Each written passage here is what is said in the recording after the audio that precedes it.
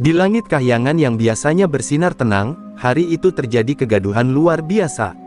Bintang-bintang penjaga bumi, yang selama ribuan tahun memancarkan cahaya penuntun bagi alam semesta, tampak meredup satu persatu. Para dewa yang melihatnya mulai gelisah. Mereka tahu bahwa meredupnya cahaya bintang bukan sekadar tanda alam biasa, melainkan pertanda turunnya kekuatan kosmis yang menjaga keseimbangan bumi. Di Balairung Kahyangan, Batara Guru berdiri dengan wajah serius. Seluruh dewa besar dan kecil berkumpul, membentuk lingkaran di sekeliling singgasananya. Gema suara bintang yang meredup terdengar seperti bisikan lirih dari angkasa, membuat suasana semakin tegang. Tidak pernah sebelumnya dunia di atas merasakan ketidakstabilan sebesar ini. Batara Surya memberikan penjelasan pertama. Ia mengatakan bahwa ada kekosongan energi di selatan bumi, daerah luas yang tidak memiliki penopang alam. Di sana, angin berputar tanpa tujuan, ombak saling menghantam tanpa arah, dan arus energi bumi mengalir liar. Jika dibiarkan, ujarnya, keseimbangan seluruh bumi bisa runtuh. Kata-katanya membuat semua dewa terdiam.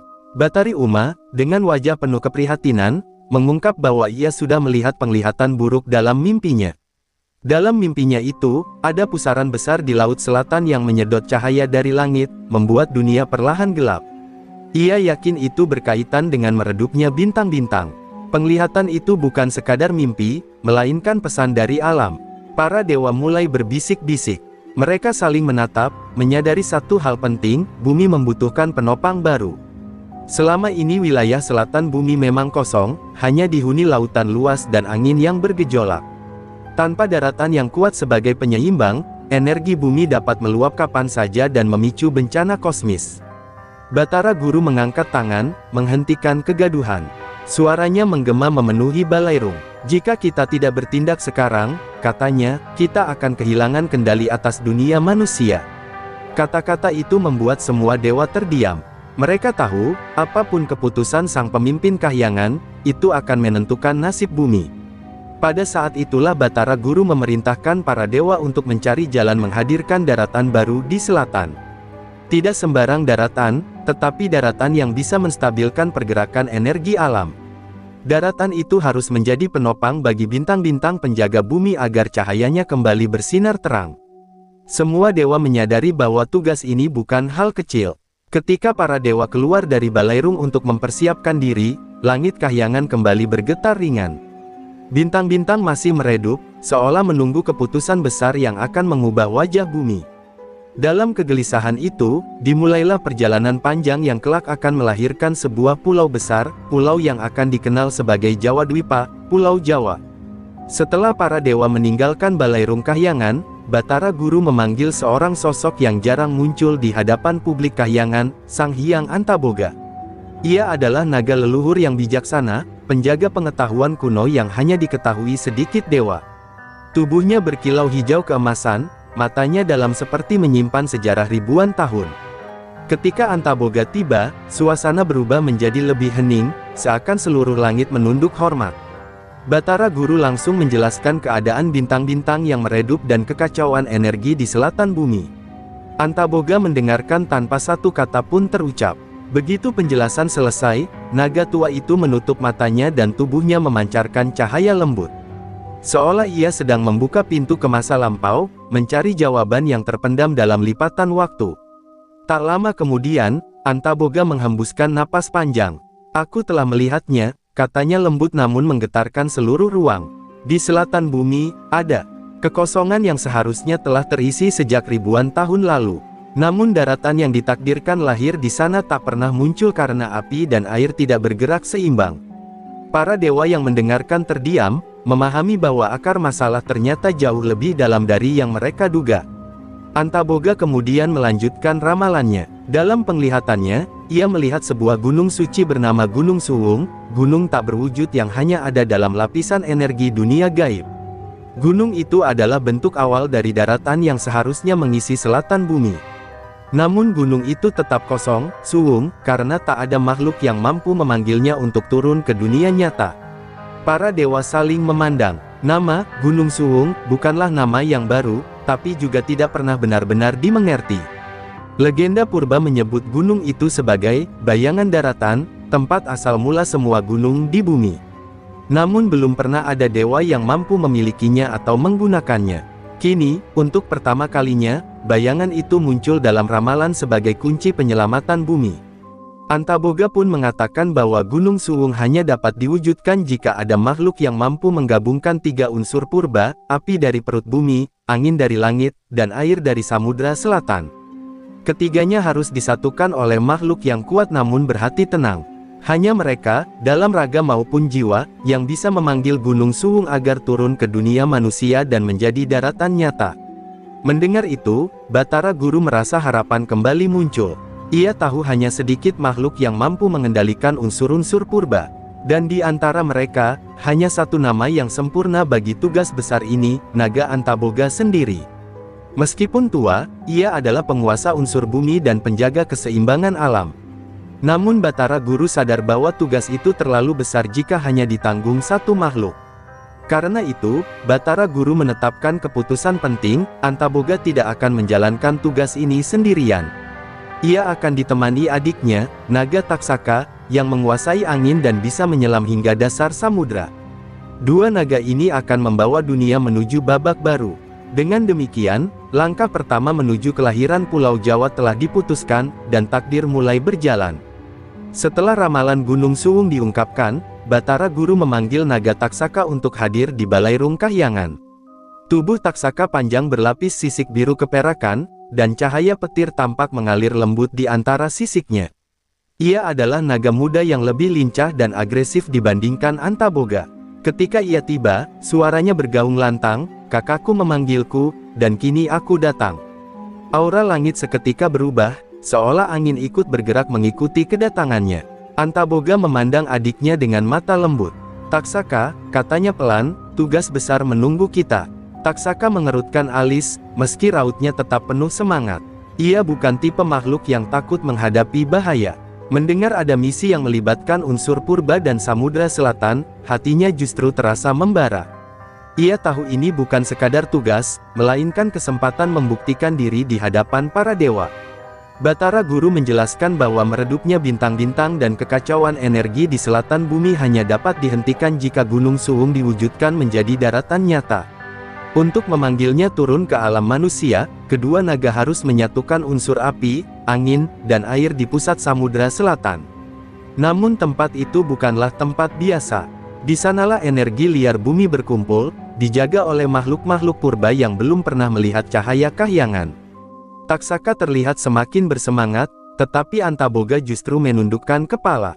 Ia tahu tugas ini bukan hanya berat, tetapi berisiko. Ada alasan, katanya pada Taksaka, mengapa tak ada makhluk yang pernah kembali dari dasar samudra selatan. Di sanalah, sang penjaga purba, kala samudra, tidur dalam diamnya. Jika ia terbangun, bahkan cahaya para dewa bisa padam. Perkataan itu membuat beberapa dewa yang hadir pucat. Meski demikian, keputusan sudah diambil. Batara Guru menurunkan lingkaran cahaya suci kepada kedua naga. Cahaya itu berputar mengelilingi mereka, memberi kekuatan sekaligus menjadi tanda bahwa mereka membawa kehendak kahyangan. "Kalian tidak pergi untuk berperang," kata Batara Guru tegas. "Kalian pergi untuk menyeimbangkan dunia. Jika dunia runtuh, kita semua akan jatuh bersamanya." Antaboga menerima tugas itu dengan tenang, seperti air yang menerima aliran sungai. Sebaliknya, Taksaka menerima dengan api yang menyala dalam dadanya. Dua kepribadian berlawanan ini justru membuat mereka sempurna. Antaboga membawa kebijaksanaan, Taksaka membawa keberanian. Dan Gunung Suwung hanya akan muncul bila keduanya menyatukan kekuatannya. Sebelum berangkat, para dewa memberi mereka restu. Batara Surya memberikan sinar terang untuk menuntun perjalanan mereka. Batari Uma memberikan tetesan air suci sebagai perlindungan dari kegelapan samudra. Langit kahyangan bahkan mengangguk perlahan, seolah menyadari bahwa dua naga itu bukan sekadar menjalankan tugas, mereka akan menjadi saksi lahirnya daratan yang kelak menjadi pusat peradaban. Dan dengan satu gerakan anggun, kedua naga membentangkan tubuh panjangnya lalu terbang menembus awan. Mereka melesat menuju selatan, menuju samudra yang bergulung tanpa henti.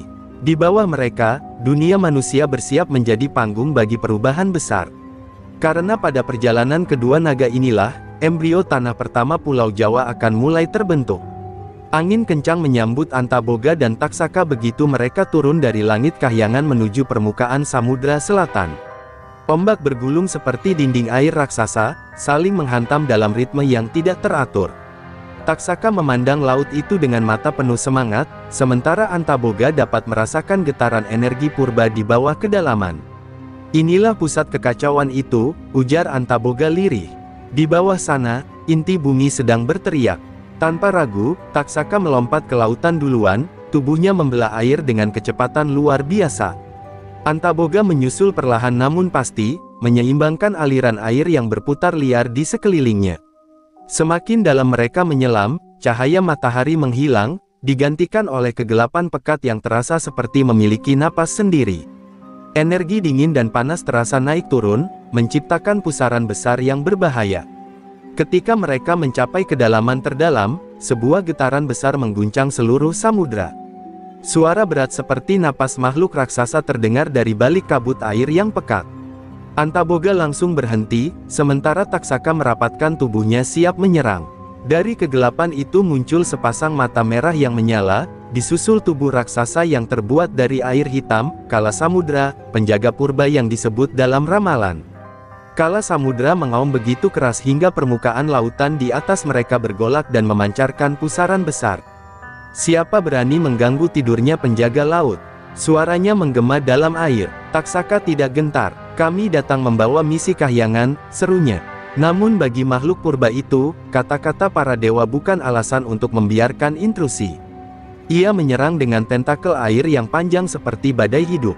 Taksaka melesat cepat, menghindari serangan demi serangan sambil membalas dengan semburan angin tajam yang membelah air.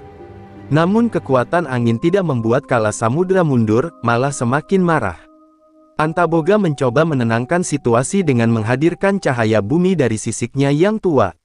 Cahaya itu meredakan sebagian kegelapan air, tapi Kala Samudra tetap mengamuk karena merasakan gunung purba akan dipanggil dari tidur. Dunia. Saat itu, Kala Samudra menghantam Taksaka dengan kekuatan luar biasa, memaksanya terpental jauh ke dalam kegelapan. Antaboga melihat itu dan untuk pertama kalinya dalam ribuan tahun, ia mengerang keras. Tubuhnya memancarkan cahaya bumi yang menggetarkan dasar samudra. Getaran itu menyebabkan bebatuan dasar laut terbelah, memperlihatkan aliran magma merah yang mendidih, inti api purba yang selama ini terkunci. Melihat cahaya itu, Kala Samudra semakin murka. Ia tahu inti magma tidak boleh disentuh oleh siapapun. Dengan kemarahan purba, ia menyerang Antaboga dengan gelombang hitam yang bisa menghancurkan gunung. Namun Antaboga bertahan, menahan serangan itu dengan seluruh kekuatan bumi yang ia miliki. Sementara itu, Taksaka yang bangkit dari kegelapan melesat cepat dan melilit tubuh Kala Samudra, mengalihkan fokusnya. Kesempatan itu tidak disia-siakan Antaboga. Ia menancapkan cakarnya ke dasar samudra, membuka jalan bagi api purba untuk keluar. Cahaya merah keemasan menyinari kegelapan air, menciptakan lingkaran energi yang tak pernah terlihat sebelumnya. Saat itulah, ketiga unsur air, angin, dan api mulai bergerak bersama untuk pertama kalinya. Dan momen inilah yang menjadi awal dari panggilan Gunung Suwung, serta tanda pertama bahwa Pulau Jawa mulai bangkit dari tidur panjang bumi. Ledakan cahaya merah keemasan yang muncul dari dasar samudra membuat seluruh lautan bergetar. Aliran magma purba yang dibuka oleh Antaboga memancarkan energi luar biasa, menyusup hingga ke langit kahyangan. Para dewa yang melihat cahaya itu dari kejauhan terkejut karena mereka tahu, ketiga unsur telah mulai menyatu. Batara Guru segera memanggil para dewa agung untuk melaksanakan bagian penting dari rencana, menurunkan Gunung Mahameru dari kahyangan. Gunung Mahameru adalah gunung suci yang menjadi pusat keseimbangan di alam dewa. Tubuhnya menjulang, dipenuhi cahaya kosmis dan akar energi yang menghubungkan langit dan bumi. Para dewa berkumpul di sekeliling gunung itu, masing-masing memberi kekuatan agar Mahameru dapat diturunkan ke dunia manusia tanpa menghancurkan ruang di sekitarnya. Cahaya biru, merah, emas, dan putih berputar mengelilingi Mahameru seperti pusaran galaksi kecil. Di bawah sana, Antaboga dan Taksaka masih menahan Kala Samudra yang mengamuk. Makhluk purba itu merasakan pergerakan besar dari kahyangan dan semakin marah. Kalian ingin memanggil gunung dari langit? Itu akan merobek samudraku, raungnya. Taksaka berusaha menahan kekuatannya dengan hembusan angin tajam, sementara Antaboga mengunci dasar samudra agar jalan magma tetap terbuka. Keduanya sadar mereka hanya butuh menahan beberapa saat hingga para dewa menyelesaikan tugasnya. Ketika persiapan selesai, Batara Guru mengangkat tangannya tinggi. Dengan satu perintah, langit kahyangan terbuka dan Gunung Mahameru mulai bergerak turun. Getarannya begitu kuat hingga seluruh awan terbelah, menciptakan garis cahaya panjang dari langit ke bumi. Gunung itu berputar perlahan, turun dengan elegan namun membawa kekuatan yang bisa menghancurkan dunia jika salah diarahkan. Para dewa menyalurkan energi mereka untuk mengendalikan turunnya gunung itu. Saat Mahameru mendekati permukaan air, seluruh samudra bergejolak. Ombak terbelah, angin berhenti, bahkan kala samudra terhenti sejenak menatap gunung raksasa yang turun dari langit. Ini, kekuatan yang tak seharusnya dimiliki dunia manusia, desisnya. Namun ia terlambat untuk menghentikan proses tersebut. Gunung Mahameru semakin turun, semakin dekat pada cahaya magma di dasar samudra. Ketika puncak gunung menyentuh pusaran energi tiga unsur yang telah dibuka Antaboga, cahaya besar meledak keluar. Suaranya menggema hingga ke langit, menggetarkan bumi. Mahameru menancap kuat ke dasar samudra, dan dalam sekejap lautan yang luas itu terbelah, menciptakan daratan pertama. Di sekeliling gunung, tanah baru muncul dari air, tumbuh seperti kulit bumi yang bangkit dari tidur panjang. Inilah momen pertama kelahiran cikal bakal Pulau Jawa. Kala samudra menjerit marah karena wilayah kekuasaannya terbelah oleh kekuatan baru. Namun energi besar dari penyatuan gunung suci dan magma purba membuatnya mundur, ditarik kembali ke kegelapan terdalam samudra. Antaboga dan Taksaka akhirnya bisa bernapas lega. Mereka melihat bagaimana gunung baru itu berdiri tegak, cahaya suryanya menyinari daratan baru yang mulai terbentuk di sekitarnya. Para dewa di kahyangan menatap dari kejauhan, kagum sekaligus lega. Gunung Mahameru kini telah menjadi penopang dunia manusia, menjembatani energi langit dan bumi. Namun mereka tahu satu hal, daratan itu masih belum stabil. Masih banyak pekerjaan yang harus dilakukan agar Pulau Jawa menjadi tanah yang kokoh dan siap menjadi pusat kehidupan. Dan ini baru awal dari perjalanan panjang para dewa dan naga penjaga bumi. Meski Gunung Mahameru telah berhasil ditancapkan di dasar samudra, daratan baru yang mengelilinginya masih jauh dari stabil. Tanah itu berguncang, retak, lalu menyatu kembali dalam siklus yang tidak teratur. Ombak besar terus menghantam sisi-sisi daratan muda itu, seolah menolak keberadaannya.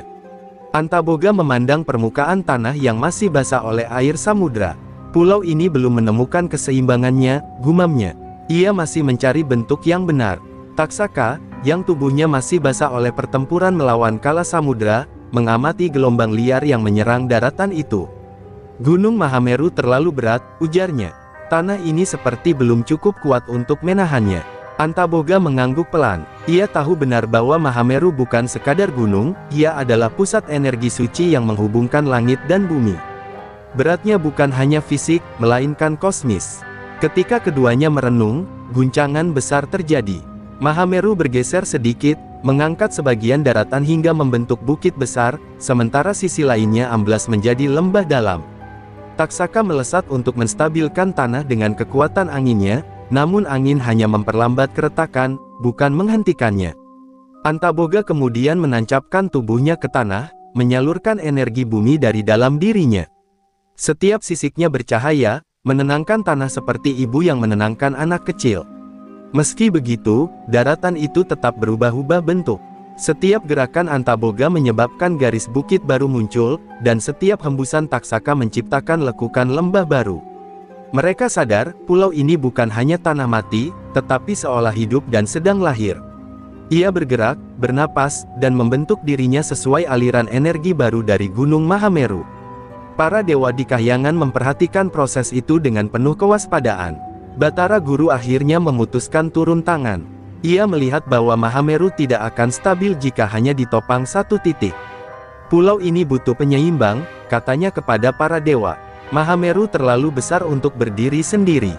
Para dewa pun mulai membahas solusi untuk memberikan pijakan tambahan. Beberapa dewa mengusulkan diturunkannya gunung-gunung kecil sebagai penyangga, agar energi Mahameru tersebar dan pulau menjadi lebih kokoh. Sementara di bawah, Antaboga mulai merasakan kelelahan. Ia telah menahan pergerakan tanah terlalu lama.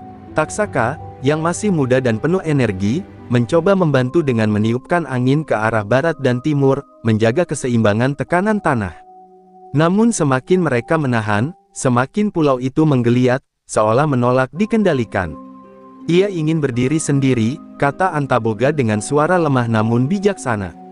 Saat itulah kilatan cahaya turun dari langit, para dewa membawa serpihan Mahameru, batu-batu suci yang telah dipisahkan dari inti gunung. Mereka menanamkan batu-batu itu di berbagai titik di sekitar daratan muda tersebut. Setiap batu berubah menjadi gunung kecil dengan cahaya dasarnya sendiri. Gunung-gunung ini tidak sebesar Mahameru, tetapi cukup kuat untuk menahan pergerakan pulau yang liar. Perlahan, getaran tanah mulai berkurang. Akhirnya, setelah usaha panjang dan kekuatan besar dari para naga serta para dewa, daratan itu mulai stabil. Bukit-bukit berdiri, lembah mengalir tenang, dan garis pantai terbentuk lebih jelas. Meski belum sempurna, pulau itu kini memiliki bentuk awal yang kelak berkembang menjadi Pulau Jawa.